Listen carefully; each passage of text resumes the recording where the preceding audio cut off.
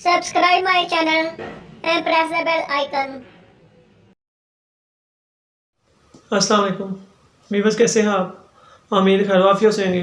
Viewers, आज की इस वीडियो में हम तिला के बारे में बात करेंगे, नामर्दी के इलाज के हवाले से, जिसे आप तिला कह सकते हैं, लेप कह सकते हैं, समात कह सकते हैं। बहुत ही आसान की तरफ हम जाएंगे, कोई ज़्यादा पेचीदा इलाज की तरफ नहीं जाएंगे।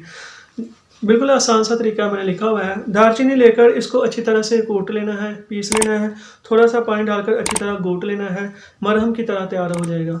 फिर आपने इस्तेमाल करना है। इस्तेमाल कैसे करना है? रात को आपने इस्तेमाल करना है।